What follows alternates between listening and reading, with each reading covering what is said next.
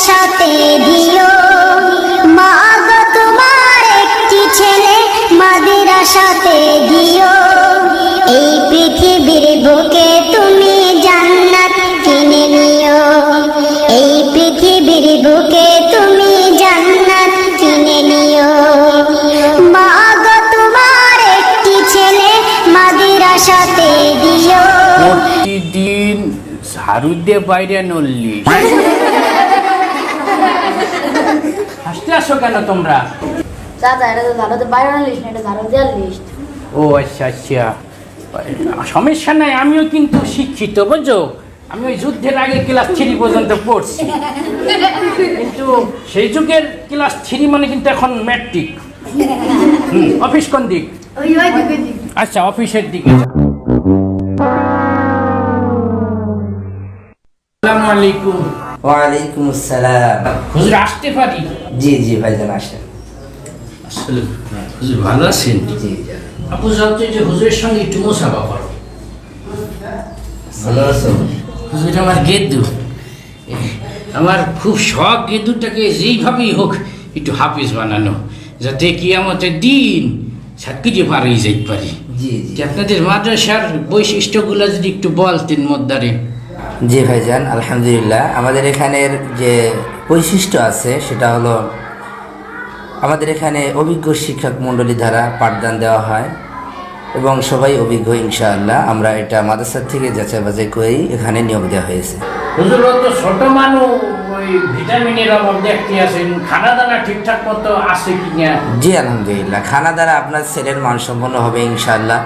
আপনার ছেলে যেহেতু একটু আছে, রুচি অসম্পন্ন আছে, ইনশাআল্লাহ রুচি সম্পন্নই হবে আশা করি ইনশাআল্লাহ। হুজুর কিন্তু জমের ফাজি বোঝেন, ওই যে বাইরে দৌড় দেয় বাজারের দিক। বলেছি। ওই ছোট মানুষ তো আবার রাস্তার লগে মাদ্রাসা দেখলাম একটু ভয় ভয় করে, এই ব্যাপারে একটু দেখতে শুনে রাখবেন কিন্তু হুজুর।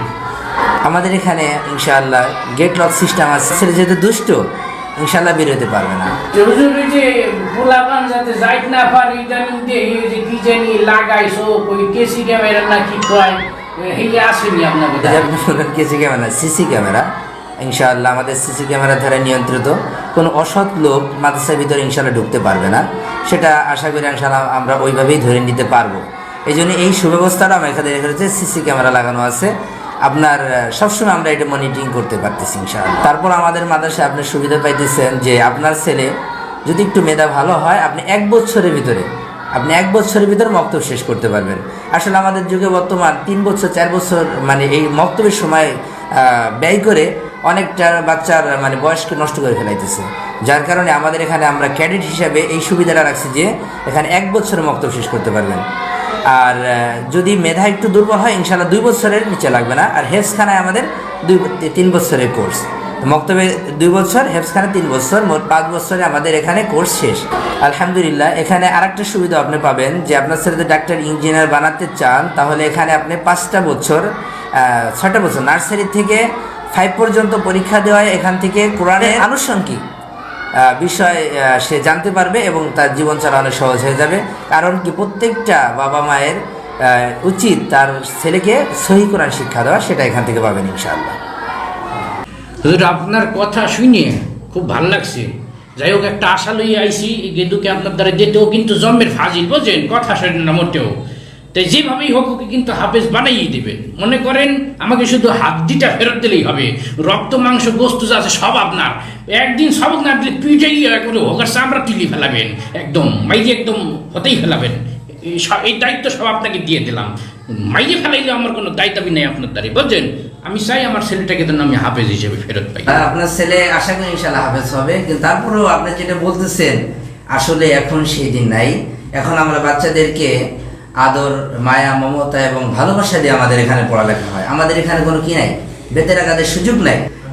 আসলে বলার কি না, মাঝে মাঝে আমরা একটু ভয় দিতে হয় ভাইজান, দিতে হয়। আমরা যদি ভয় না দিই বাচ্চা ভয় কিভাবে পাবে বলেন? ওই দেখা যায় যে একটু বেদ সামনে এনে একটু মায়ের দেওয়ার একটু ভান করতে হয়, তাহলে দেখা যায় যে বাচ্চারা আর একটু মানে একটু ভয় পাই। ওকে মারবেন, সমস্যা নাই। আমি তাহলে ফর্ম টরম পূরণ করে সব কমপ্লিট করে দিয়ে দিচ্ছি। হুজুর দোয়া করবেন আমি যেন 3 বছর।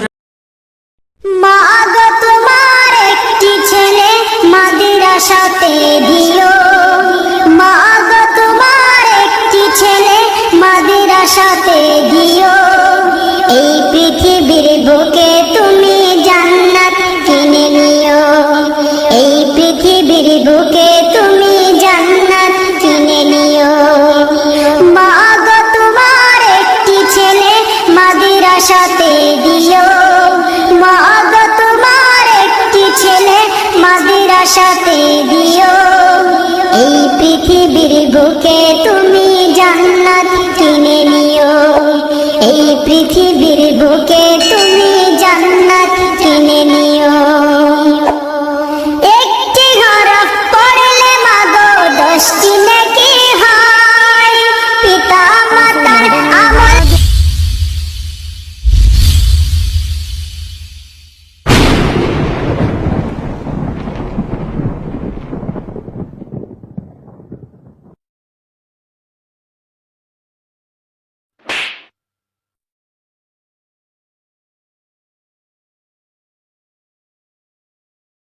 এ আমার গেদুটা কোথায়?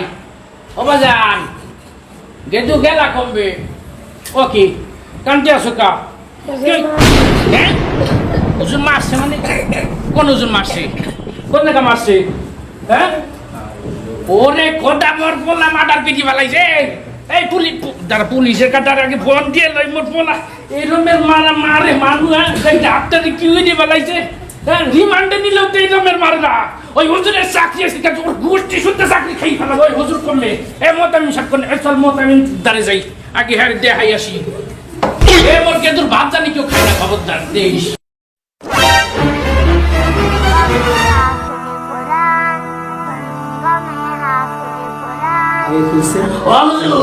হুজুর মোর পোলা মাইজে লাইছে। হুজুর দেন ইরমের মারা মানু মানুষ মারে। হুজুর দেন মাইজে কি হচ্ছে রিমান্ডে নিল ইরমের মারা মারে মানু রে। হ্যাঁ ওই ওই হুজুরের ঠিকানা আমার দেবেন, আমি থানায় কেস করবো, ওর রিমান্ডে নিয়ে মাইর খাওয়াবো।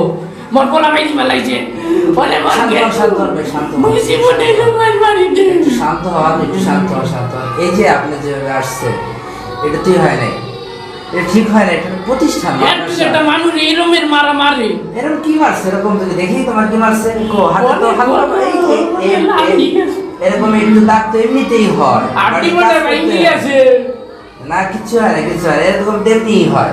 তারপরে তো আপনি বললেন যে আমার ছেলেরে কি মাইজা শুধু কি হাফেজ বানাই দিতে হবে, হাড্ডি হুড্ডি না মানে চামড়া টামড়া না থাকলেও সমস্যা নাই। আর ও তো কই কথার কথা, ও কি তাই বুঝি মারতেই বিমর বলা না না। আপনি বলে ওরে দেখেন কোন একটা দাগ আছে কি, দেখেন দেখেন দেখেন একটু দাগ আছে কি বলেন। আপনি কোনটা দেখে চাইলেন বলেন? আরে ভাই চেতেন না, মাদ্রাসায় দিয়ে গেছেন আপনার ছেলেকে মানুষ বানানোর জন্য।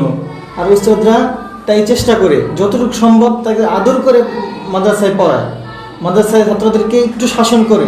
একটু শাসন তো আপনার বাড়ি থেকে আরও বেশি করেন, কিন্তু আপনাদের থেকে মাদ্রাসায় আরও উস্তাদরা আদর করে পড়ালেখা করায়। এটা তো বুঝতে হবে। বাড়িতে কলসের পানি আনতে দিলেও তো এর থেকে বেশি দাগ পড়ে। দেখি তোমার কি হয়েছে, এ তো কিছুই না।